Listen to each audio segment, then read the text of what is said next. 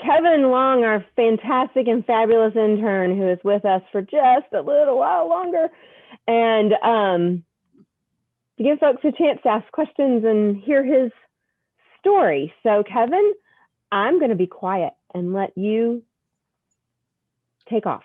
So it's all you, my friend. Okay. Well, good morning, everybody. Thank you for joining. I like to script things out ahead of time, but I didn't do that with this. I have an outline from which I'll be speaking, but I thought in order to better accommodate questions and so forth and shape this into whatever you want the discussion to be, it'd probably be better if I didn't type out an entire manuscript. So anyway, so I'm open to questions. I'm not sure how best to take them since we're in this view. I guess maybe I'll pop open the chat window. And that way, if you have a question, if you put it in the chat window, I will see it. So that might be the best way to accomplish that. And it will alert me if somebody's hand is raised. It'll let me know. Oh, that's right. Yeah. Very good. Okay. Very good. All right. Well, apologies if you've heard some of this before, but I grew up in Northwest Ohio, very flat, very rural, next to what most of the time was a cornfield. Sometimes they grew beans there. I lived in a little community called Zone, which was, I think, about 7 houses and 20 some people out in the middle of the country. And nearest town was about 1,000 people called Fayette. And I went to a school there. I graduated with a class of 39. So I always tell people after my upbringing, everything else has seemed exciting, so it might be good to start out that way. I have a younger sister who's a minister. She came to visit last week, since before the pandemic, so that was great. She's up in northern Michigan now. My parents are still in Northwest Ohio, a little closer to Toledo than where I grew up. I went to Miami University down in Southwest Ohio, a little bit north of Cincinnati, and studied to become a school teacher and wound up teaching English and speech near Dayton, taught at a school near Dayton after I graduated. I was let go. They did layoffs because the school levy didn't pass. So I only taught 1 year before I had to find another job. I still had some friends and my sister back at Miami University. And so I'd only been gone for a year. And I also had a very good experience as a resident assistant in one of the dorms there, and liked that building community, that whole spirit of building community and so forth, and working with what they call residence life at Miami U. So I was able to get a graduate assistantship and go back and become a hall advisor. So I supervised a staff of RAs and did some academic advising as well, and that paid for my graduate school. I went into a 3-year program. I got my master's in school psychology and then my educational specialist, or EDS, in school psychology. Did my internship at nearby Hamilton City, and then after I should mention that I met my wife Jennifer while I was in graduate school, because that's an important part of the story. And she was in residence life. That was what her master's degree was in. And we wound up graduating at the same time. And she found a job out in Colorado Springs. And so I became a school psychologist out there. Around that time, I got an interest in technology, and at the same time, school psychology in Colorado was very different from how it was in Ohio. It was a lot less intervention based. It was a lot of testing and placing. So I did a lot of IQ tests and achievement tests and wrote a lot of reports, but didn't do a lot of interventions, didn't do a lot of things to help kids, didn't feel like. And so after a couple of years, when we decided to move back across the country to be closer to our parents, who are mine are still in Ohio, Jennifer's are in Southern Virginia, we kind of picked a point on a map, and that's how we wound up in Harrisburg. We liked the proximity to the cities, but we liked that it was a small city itself, less than a day's drive from both sets of parents. So that's how we wound up back here. I had been studying technology kind of on the side after I decided I didn't want to continue on in school psychology, and just learned how to do networking, got my Cisco certification, and was able to find a job with a little company over in Carlisle called, at the time, ICSA.net. They were originally called the National Computer Association. Someone took issue with that name because they'd already claimed NCSA. It was the makers of the Netscape browser, if you can remember that. And so they changed their name to the International Computer Security Association. So that was a company of about 300 people when I joined. And my job was to do underground reconnaissance, which was hanging out in underground chat rooms, IRC, and things of that sort, and watching for new exploits and other ways that hackers and so forth were trying to break into our customers' networks. So I did a lot of research in that. Then after a few years, we merged with a couple other security companies. We moved our office to Mechanicsburg, Bent Creek Boulevard, where a segment of the company still is on Bent Creek Boulevard off of 114 in Mechanicsburg. And then 3 years later, we were purchased by Verizon. Verizon wanted to get into the internet security, or what we call now cybersecurity space, and they bought our company. So I went from a company of 300 people to a company of 130,000, or I think they're Fortune 15 on the chart. So this gigantic company without ever having to redo a resume or anything. After we had been part of Verizon for about a year, a group of folks who do digital forensics came to me, and they all worked out of their home. And they were looking for someone in an office to build them a forensics lab. And so even though I'd never done that before, I built a secure evidence storage facility. I built a digital forensics lab for them, which is just a bunch of computers hooked together that facilitate digital forensics. So digital forensics is like the computer version of what you see on TV in the CSI shows. Thankfully, there's no blood or guns or anything like that involved. Usually it's just hard drives and things of that sort. So I built a forensic lab for them, and so or two later, I was on a plane to Australia to build a forensic lab in Canberra. And then a little while after that, I went to Luxembourg and built a lab in Luxembourg, and then went to Tokyo and built a lab in Tokyo. And at the same time, the general forensic business was growing, was a need for the labs team, which is what I was by myself at first. There was a need for the labs team to grow as well. So I was able to start hiring people. So by the time we built a lab in, Singapore, I already had an APAC lab manager, and he's the one who went to Singapore and built that. But it was a great job. It was a very stressful job, a lot of round the clock on call and things of that sort. The types of cases that we did usually involved financial crime. So they were companies, the biggest companies in the world would employ us, sort of would break into their network and steal a bunch of credit card numbers or something of that sort.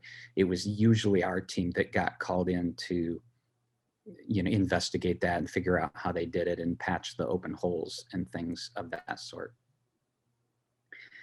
I loved the team that I worked with. We were able to move our office, the labs team specifically, to the central office in Harrisburg, the big building on 2nd and Pine in Harrisburg. We were able to just move in and take over the top floor of that building because the copper business in telecom has shrunk so much in recent years. There just aren't as many people who have phones hanging on the walls of their homes now. They're more often carrying them in their pockets.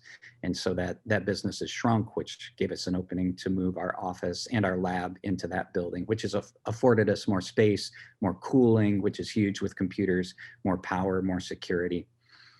And so that was what I did with Verizon, or what I wound up doing during my 20 plus years in cybersecurity. Any questions about that part before I move on? All right. You still with me? Okay. Oh, Jean has her hand up. It seems like you really wanted people skills, which is why you didn't like being a psychologist, the school psychologist administering tests. how did you manage to be in computers for so long without losing your mind? Oh, well, I'm very introverted, so and I had a lot of opportunities to work with people through that job. Not much because time people was usually as someone who I am not. We had to maintain a lot of persona in order to do that work. But there were people around the office, and especially once I started building a team, I did more and more management related things, and so and dealing with customers, we did spent a lot of time getting yelled at by customers because a lot of them were having the worst days of their lives when they employed us. And so you were already kind of starting at a stressful baseline. Yeah, so, and that was one of the hard things actually about leaving Verizon, was the team that I had built. There were about 8 of us in Harrisburg, and then I had other folks working in different places around the world for the labs team. And it was really, really hard to leave them because I was able to build that team from scratch and choose all the people on it. And so that was really, really difficult because we were together every day, working in often messy circumstances. Anything else? Oh, Marilyn, hi. You're still muted. Kevin, I miss the town in Northwest Ohio where you're from. I've been to Northwest Ohio. I used to visit folks at Marathon on a regular basis. Oh, in Findlay. What's that? In Findlay. In Findlay, exactly. There's nothing else in Findlay other than Marathon. And Did you go to Wilson's Hamburgers while you were there? It's right across the street. I've heard of that, but I didn't make it there. I did manage to find some place outside of town a couple of times. I stayed there. It was right up this really cool place that had this great big porch, and I ate on the porch. I couldn't tell you the name of the restaurant, but anyway, I always liked the area, but like you said, there's nothing other than that little town.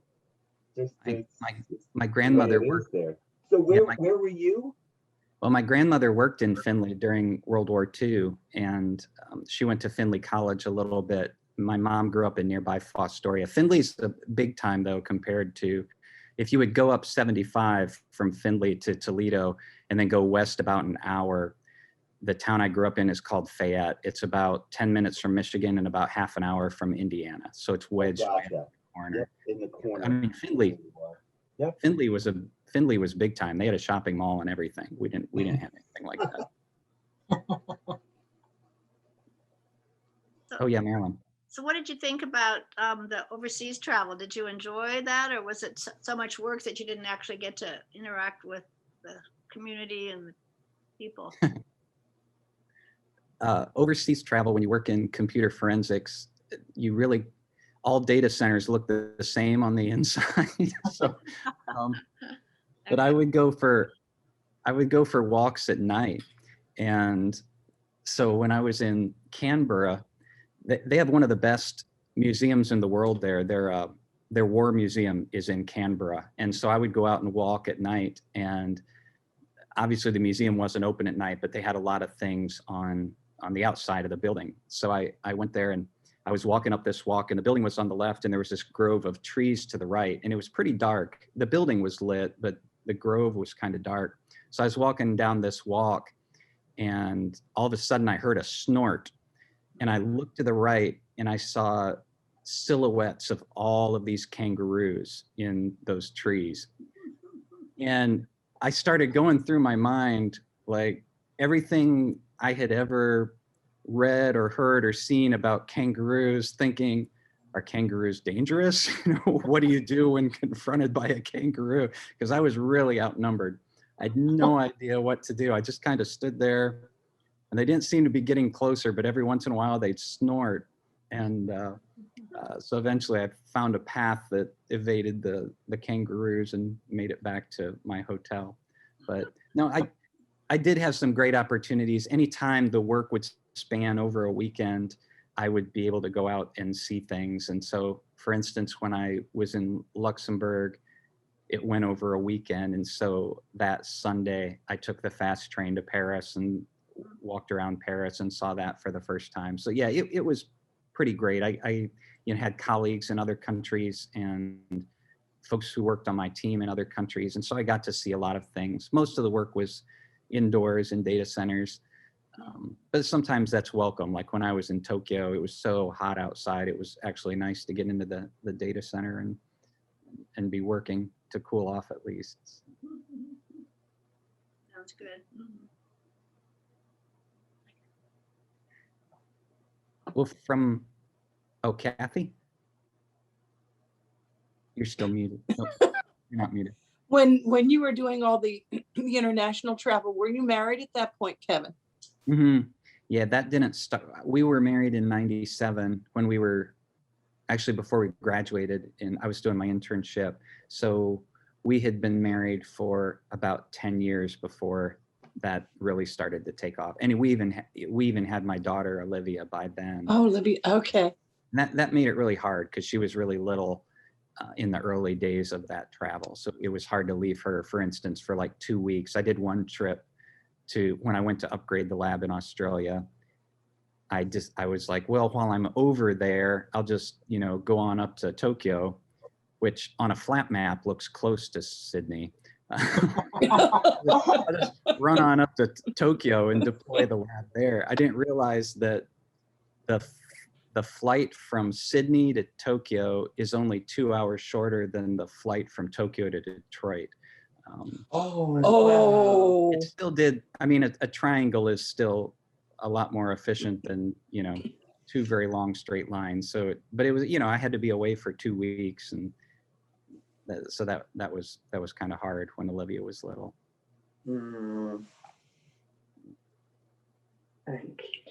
At what point did you decide that to join the seminary route? And because that seems like a real big departure from your wonderful intellectual, pursuits with the computers. Mm-hmm. Yeah, it's not a good career move. That's for sure. If you have any young people in your life who are looking at different careers, I would strongly recommend cybersecurity. There's a lot of stress and things like that go with it, but it's a great thing to get into. A couple things that opened my eyes to that. I worked with a gentleman named Bill Murray, not the comedian, the security. We refer to him as a security luminary because he was doing information security before it was a discipline.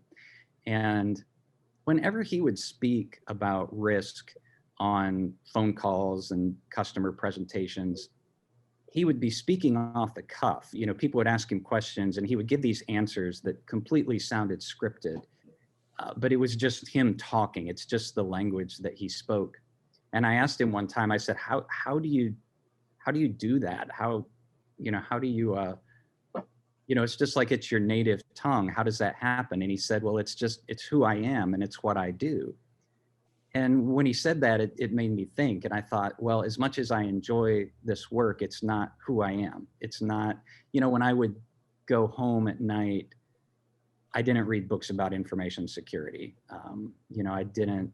Early on, when I was first getting into computers, I'd build Linux boxes and things of that sort and do a lot of tinkering, but that's not what I spent my spare time doing. Another point that kind of opened my eyes a little bit was a position opened up above mine, a director position, and my boss approached me about it. And I didn't want to make that move. It's just not, continuing that path upward in the corporate world did not appeal to me. And that was another thing. Meanwhile, I've been involved a lot in the church to which we belonged. I had a great experience at First United Methodist in Mechanicsburg. They asked me to teach the young adult program there. And so we started that class and I began facilitating that and continued on, I think for about 10 years, to the point that we called everything at First UMC, they refer to as, they call it First Church and they call it First this and First that. So we called the class First Class. and kind of as a joke a little bit, but it was the first class that you would go into after you graduated high school. Well, I taught that class long enough that some of us were no longer really young adults. And so we continued the cohort on and called it second class, again, kind of a joke. And then a new first class formed under us with younger people. But that was a great experience. After we went to Wesley UMC, we helped lead the Children's Fellowship and then the Middle School Fellowship. I did a lot of things with, communication committees, and I produced the podcast at First UMC and did websites and other work of that type for churches. So I was heavily involved in churches. And I reached a point it was early 2018 where I don't know, I don't want to refer to it as a crisis, but just a knowledge that I wanted to do more in the direction of church work and, just doing, the things that I spent so much time reading about and studying. It's just, I wanted to do more with that. I felt like I was, so much of my energy was devoted to my job, and I wanted to devote that energy elsewhere. And I knew I wasn't equipped to do a whole lot of that in the position I was in. And so finally, a lot of things happened, but there was one night I was just up in the middle of the night and just convinced that I needed to go to seminary, and started looking and trying to figure out a way. I didn't even know where seminaries were around here. I didn't know anything about seminary except my sister went. So I found that Lancaster Theological Seminary had a weekend program that would allow me, at least for the first couple of years, to continue working. And it was a weekend program. So classes are 3 hours on Friday nights, 3 hours on Saturday mornings. And it's a 4-year program instead of a 3-year program, but that has really worked well for me. And it was still a big transition, though. It's good that it's a 4-year program, because I needed a lot of time for discernment, to just figure out, at first I was thinking, I didn't know what type of work I wanted to do. I thought maybe I'd end up going into nonprofit work, and that could still happen down the road. There are a lot of churches in the presbytery where it's only like a part-time position available. So I could end up being bivocational, where I'm a minister part of the time and I work somewhere else another part of the time. But anyway, it's been a really good program for me. Any other questions before I launch into the kind of the overview of what I've done in seminary? Okay. I think sometimes I always kind of had an inkling that I wanted to be a minister, but I never really felt a call. My sister had a very different experience. The day that she was confirmed back in 9th grade, she knew by the end of the day that she was called to ministry, and she went to seminary right after she finished undergrad. I would not have been ready. Knowing who I was at that time, I just was not ready to go to seminary. So as I look back, it makes a lot of sense that I followed this somewhat crooked path to get there. I just needed to get some wisdom and experience and compassion and understanding and perspective under my belt before I began. And so I'm grateful for how it has worked out for me. It was still stressful, though. I remember my first drive, when I drove to Lancaster for the first time to interview with the admissions person, I was really, really nervous because it represented a loss of control. I was going from a world that I'd been very successful in for a number of years. I built this team and, had a great boss and a great job and all these things, and from scratch, all my experience doing the thing didn't really matter a whole lot in the face of what I was looking to do. So it was really, really hard to make that transition. But I will go now into the actual courses that I took to give you some insight into, you know, what that looks like and how how we progress through the different stages. LTS is, and I'll refer to the seminary as LTS. They do things a little bit differently in terms of, or as far as semesters go. They do 3 terms per year instead of 2 semesters, although they also recognize the semesters, which is somewhat confusing. So sometimes you'll take a 5-week course instead of a 10-week course, and that'll be split across a couple different terms or something of that sort. Anyway, that's just the way they do things. So when I go through these terms, there'll be 3 per year instead of 2. The first 2 classes they had us take, one is called Theological Education with the Dean. And in that course, we first started looking at spiritual practices and also the Chicago Manual of Style, which that was really hard to get back into, having to use a style manual in order to do writing. When I had done my graduate work before, you know, you didn't do research on the internet, you used the reader's guide. So when you needed to, I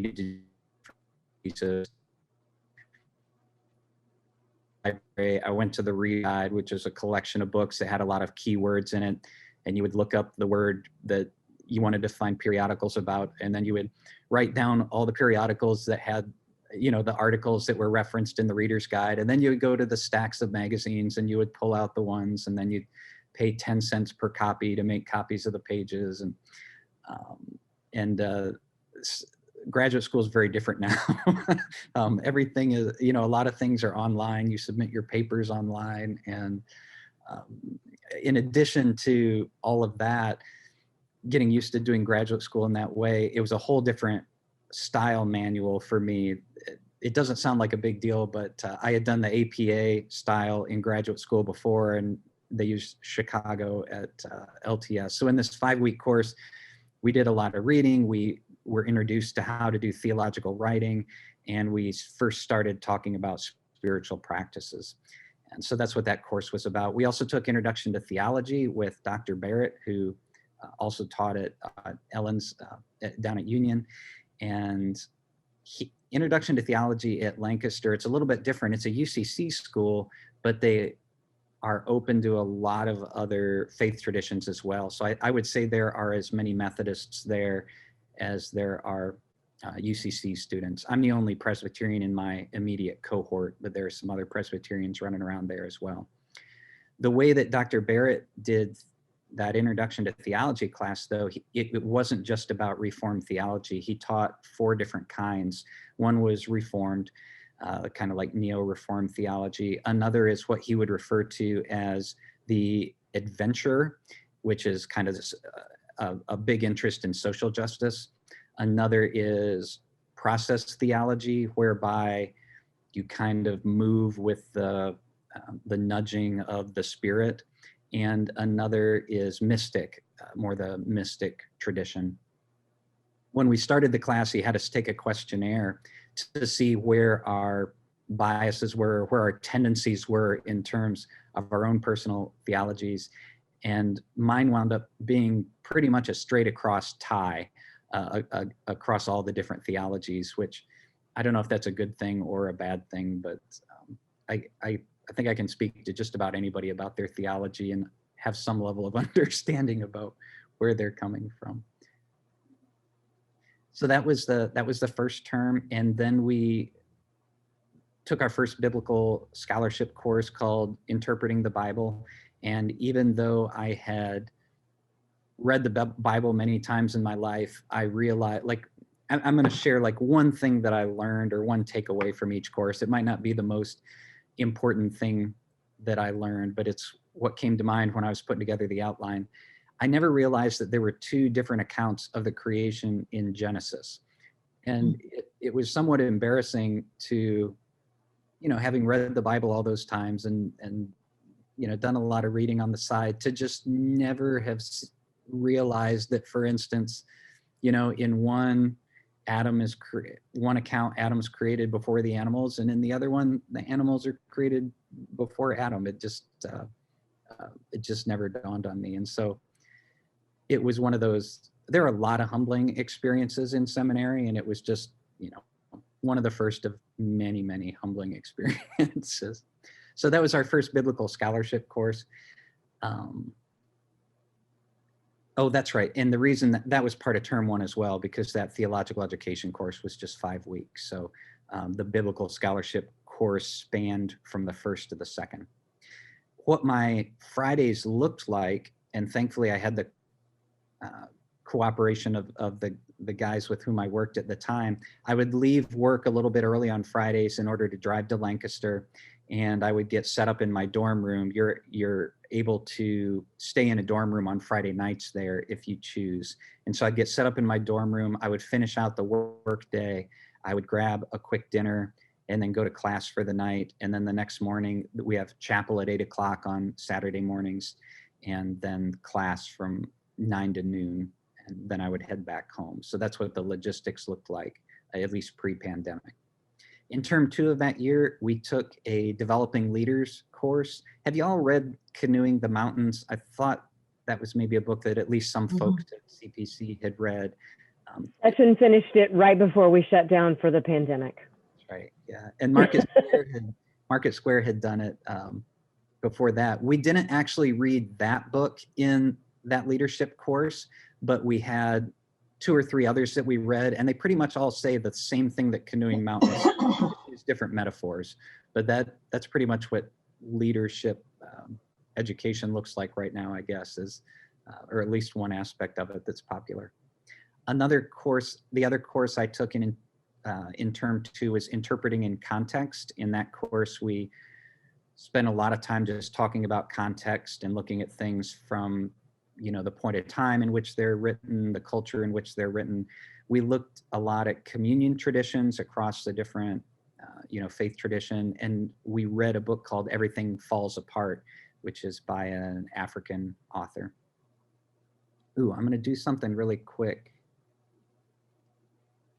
I'll talk about these later if I have time, but I'm going to paste some things in the chat for you. It's a list of memorable books that I've read over the years that might be of interest to you, and then just some other references to share. So those are in the chat if you want to copy and paste those out somewhere.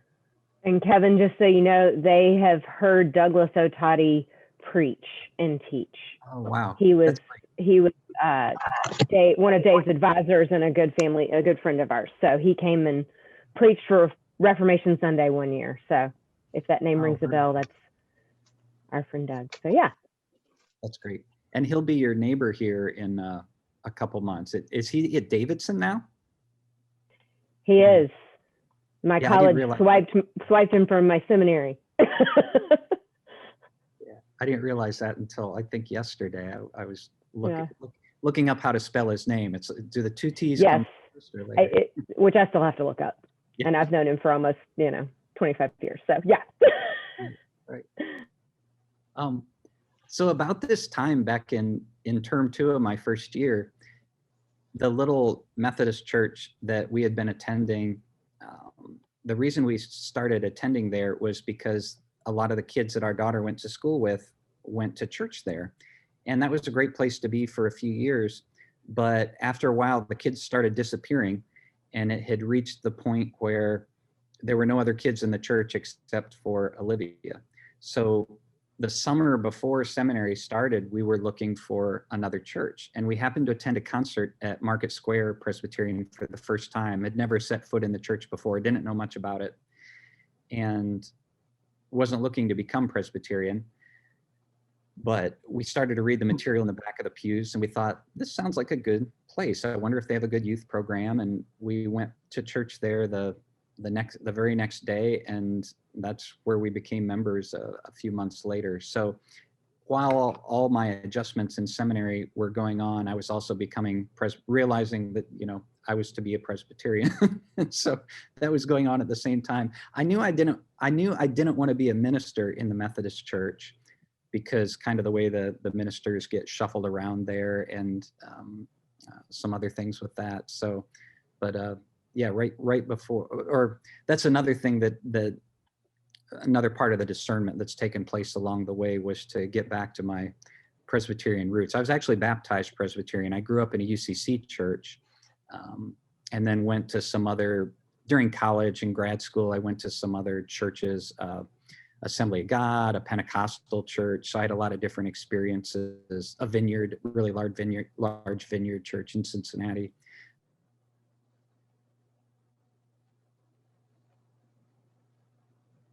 The Reformed tradition again. Am I still coming through okay for everybody? It just said my internet connection is unstable. Okay, I see a thumb We're from having some Kathy. That's problems. A little broken, but I'm getting most of it. okay. Yeah, I'm sorry. Let's see if my phone is. I'm going over my People hotspot. find God in the brokenness. So Kevin, I had a question for you. I saw Cone show up in your chat. I actually got to see him when I was in college speak Oh, wow. at Denison University. I had a professor, Woodward. I don't even know if he's still alive, but he was quite an I guess an expert of sorts in liberation theology. And so there's a question here. I'm curious because these things don't occur in a vacuum, right? Theologies come out of thought, right? And thought leadership for a culture. And in today's culture, we're changing yet again, or maybe having a renewed sense of civil rights across the board. Do you see increased interest from a thought leadership standpoint in the ivory towers of seminary in liberation theology? That's the question. I think LTS is pretty progressive as a seminary, so that's really always been a part of their DNA. So there's definitely an interest there, and there has been a lot in our studies as well. So I don't know, not really knowing much about other seminaries and what they're doing. I know, like, I think it's pretty strong in other ones as well, though. I mean, pretty much all of your mainline Protestant, I would guess, are kind of have a tendency in that direction as well. For instance, if you look at the national, if you look at the mainline Protestant denominations at the national level, they seem to be pretty far in that direction. I don't know if that answers your question, but yeah, there's definitely a huge amount of interest at LTS. Well, and interest, and then, teaching becomes a way of influencing, in my mind anyway, future generations. So like I say, it becomes thought leadership and not just a fad, if you will, right? Yeah, just looking at scripture from other perspectives and what it means to other groups of people who aren't from the same context I am, it has been a huge thing. When we do I just finished my church history course, and we all have a tendency to define our own experience as normal. And that's, just part of our brokenness. So you referenced our brokenness. We kind of tend to do things. I was listening to a radio program this morning, and it was Krista Tippett talking to someone, and they were talking about diversity, and he said, diversity from what? So a lot of people, when they think about diversity, there has to be a normal in order for there to be a diversity. And so that kind of got my mind kind of thinking a little bit different direction from that. But if you look at the church and the message of Christ, it doesn't seem to be resonating with people in the United States in recent decades. And I think part of that is because if the gospel is good news for the poor, it's kind of hard for us to understand the complete goodness of the gospel. And in places where people are able, do have less, where they are less affluent, those are the places in the world where Christianity is growing. And so one thing that we've been doing at LTS is looking more at what the Christian experience is in those places and why Christianity is growing so much in those places. The church is changing a lot right now, and it needs to. And the residual effects of Christendom, in some ways, we lament the disappearance of the church as we have known it, but at the same time, the kingdom of God is not dependent on the success of any of our individual churches or even the churches in our country. The kingdom of God is going to do its thing on its own time and in its own way. And so I see myself as along for that journey, I guess. Sorry, that was kind of a big tangent. I don't know if that, I still don't know if I answered your question, Joe. Well, I think you did. I mean, I think you've identified that, this, yeah, I think you did. It's, I think it's a growing and a becoming, right? It's not, the church today is not what it was 10 years ago, and 10 years from now, it won't be what it is today. Mm-hmm. We're getting kind of close on time, so I'll go relatively quickly through just the other classes that I took or some of the highlights along the way. The last term of our first year, we took our worship course, which taught us answered a lot of questions I kind of had in my mind about why worship looks the way that it does. We also took our Old Testament course, which might be the hardest course that we take at LTS. It's definitely among them. In year 2, we got into our pastoral care course. We took our first course in that, as well as our formation course, where the spiritual practices I mentioned in my sermon last week were mandated. And so that was really an eye-opening experience for me, and it kind of helped me see how to make everything work going forward in terms of how to fit in the Presbyterian requirements on top of the requirements to get my MDiv degree. Everything I do for the Presbyterian Church is in excess of, aside from actually getting the MDiv, is in excess of the what's required for the MDiv. So that when I first became aware of what it was going to take to be ordained in the Presbyterian Church, it was somewhat overwhelming. Whether it's the exams or the taking Greek or taking Hebrew or there are just a lot of other things. But through those spiritual practices and just the mindfulness exercises and so forth, it kind of all came together, and I saw what that path could look like. Continuing on through the second year, we took New Testament. I took a course on the Civil Rights Movement, an ethics course.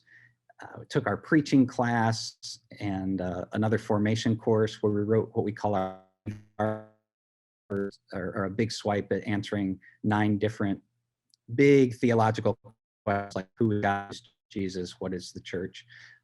In my original plan, because I wasn't sure how long this all would take, I was going to redo one of my responses, but I won't take the time to do that, which you should be happy about, because as Ellen knows from sitting through that meeting, they're not really super exciting. It depends on the audience. Yeah, that's true. That's true. I mean, some of us nerd types find them fascinating, but not everybody. That's right. Yeah, I remember one of the things I had to do for PCUSA was undergo a very extensive psychological interview. And so like the day before we did the CVRs, or we did my CVR, I had sat through the report from that psychological profile. And then we had our CVR thing, which was another period of, I don't remember how long, about me talking about myself. And I told by the time we got to the CVR meeting, I told the folks there, I said, I finally figured out the answer to how to get middle-aged men to stop talking about themselves. It's like, send them to seminary, because they'll get so tired of actually get a word in edgewise. So I'm in the middle of I'm 2 weeks away from the end of my third year. I'll be taking a Hebrew intensive course this summer. I'm just about to finish Greek if all goes well. And then next year, I take the worship exam this coming Thursday, and that'll leave just one of the biggest Presbyterian exam, the one that makes use of Hebrew and or Greek. That'll probably be in the fall. And then I've got one more year. And the other thing I'll be doing next year is CPE, which is another internship, but it's a chaplaincy internship as opposed to, working in a church, and that'll be at Hershey Med. The three big takeaways that I definitely wanted to mention from seminary, the ones that came to mind one is to hold on to things lightly. I went into seminary with a lot of I knew how things work, had answers for everything. And one of the first things the dean told us was to hold on to things lightly. And so I think I've become better at doing that because as you get exposed to different perspectives and have different life experiences, I've seen my views adapt. I also learned that there's a lot of space within Reformed theology. It's not all about Calvin's institutes. You'll certainly find folks who tend in that direction, but Ellen mentioned Doug Otati reading one of his theology books, which I listed here, it just shows there's a lot of space in Reformed theology for an evolving view of God and everything else. And that's good to have in a world that changes as fast as ours. And then the last thing is that God is big. I think a lot of the mistakes I've made in the past were made because I was trying to paint in whether in language or concept or thought or whatever. And God just keeps getting bigger. And I know, I'll never be able to contain God, and that's a good thing. But that's the third big takeaway that I wanted to share. But yeah, these memorable books here, if you're interested in picking up a book, go read on Amazon or wherever you get your books, read the summary. Like Theology for Liberal Protestants, you're not going to want to go and pick up that tome just for to read on the beach. Ellen might, but a book like Sabbath is like a short little handy book that I used a lot for the midday prayer. And so just check them out if you're looking for another book to read. And then something I was going to mention about the Christianity in the arts class, one of the things we studied in addition to visual art and the use of that in ministry was storytelling. And I did a video for that class, and I pasted the link there. It's not very long if you'd like to watch that. I have the seminary's YouTube up. I have my email address there if you have any follow-up questions. And that's it. I'm a little bit over, but we might have time for another question or two if anyone has one. Let me close this up in prayer real quick, and then I'll see you online, a different online. Creator, Redeemer, Sustainer, thank you for this opportunity to meet with CPC friends once again, for the technology that allows us to gather, for just the willingness of people to hear and share, and for this experience, and just the wonderful people at CPC who will continue to sustain this community and continue your mission on earth. In your name we pray.